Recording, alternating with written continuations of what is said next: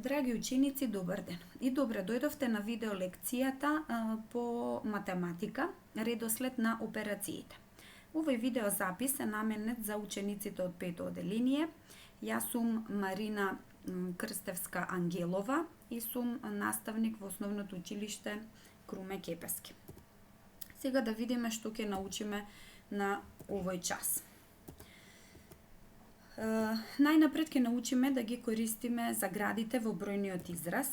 Потоа ќе научите да знаете да ги подредите операциите во бројниот израз, да ги разберете односите помеѓу сите 4 операции и да знаете како аритметичките закони се применуваат при решавањето на бројните изрази. Сега да го повториме тоа што веќе го знаеме. Погледнете ги следните бројни изрази. 2 по 3 во заграда плюс 1, треба да видиме колку е, и 2 по 3 плюс 1 во заграда да пресметаме колку е. Како вие би го решиле овој проблем? Секако дека ќе ги употребите претходните знаења. Знаеме дека секогаш кога имаме загради, го пресметуваме прво барањето што е во заградата. Значи 2 по 3 во заграда ќе го пресметаме најнапред, и тоа е 6, а потоа на 6 ќе го додадеме 1 кој е еднакво на 7.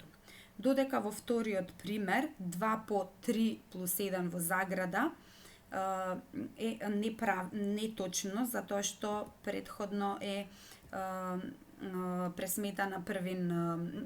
пресметано е собирањето, а потоа употребена операцијата множење. Затоа гледаме и дека добиваме различни резултати, што во вториот пример резултатот е неточен. За да решаваме броен израз, треба да ги знаеме прво математичките операции, а потоа редоследот на решавање на математичките операции во бројниот израз.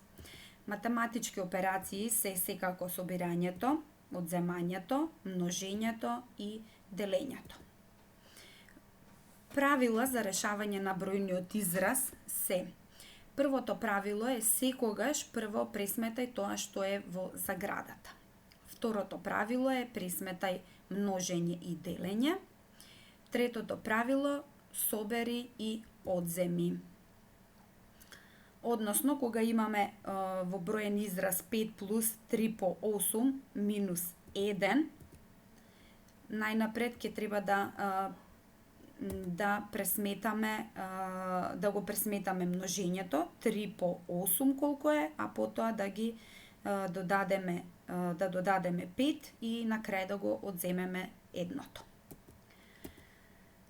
Да го разгледаме бројниот израз во кој што ги имаме сите 4 операции и немаме загради. 24 плюс 6 делено на 2 минус 1 по 4 да пресметаме колку е.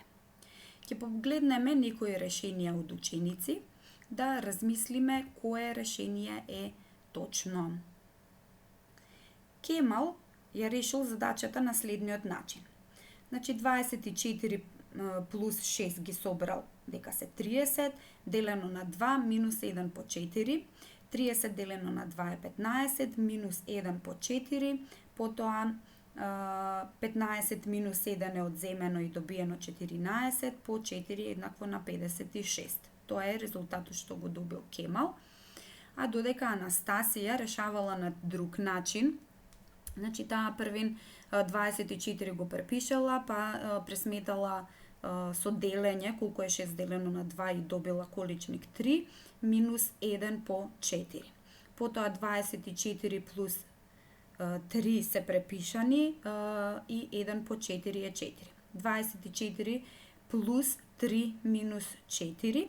24 плюс 3 е 27, минус 4 е еднакво на 23. И сега да видиме што мислите вие кој го добил правилниот резултат. Се разбира дека Анастасија го добила точниот резултат, затоа што го почитувала редоследот на операциите, додека Кемал предходно дал предност на собирањето и на одземањето, па дури потоа множел и делал, што значи дека тој не ги почитувал правилата при пресметување на бројни изрази. А додека Анастасија видовме дека таа најнапред препишала собирањето, потоа поделила, па дала предност на множењето и на крај се собирањето и одземањето и добивањето на крајниот резултат 23, односно Анастасија ги почитувала правилата при пресметување на бројни изрази и таа прво извршила операција делење, па потоа и множењето и на крај собирање и одземање. Сега и неколку задачи за вас, доколку сакате да ги решите. Дали следните искази се точни? За да пресметаме 3 плюс 2 по 5, прво пресметуваме 3 плюс 5. За да пресметаме дали е точен изразот, за да пресметаме 10 минус 3 по 2, прво одземаме 3 од 10, дали е овој точен израз. За да пресметаме 6 плюс 12 по 3, прво множам 12 по 3, дали е тука точно, дали предходно треба да дадеме предност на множењето, иако е второ запишано поред во бројниот израз. За да пресметам 8 плюс 9 делено на 3, прво пресметувам 9 делено на 3, а потоа собирам, веќе предпоставувате дека овој броен израз е точен, затоа што првин даваме предност на делењето, а потоа на собирањето. И за да пресметам 4 плюс 5 плюс 6 плюс 10, можам да собирам по кој било редослед. За да пресметам 9 плюс 6 во заграда делено на 5 плюс 2, првин собирам 9 плюс 6. Исто така да се потсетиме нели дека заградите имаат предност пред сите останати операции. Тука веќе ги имате и решенијата на задачите, вие ќе си ги погледнете. Ви благодарам на вниманието.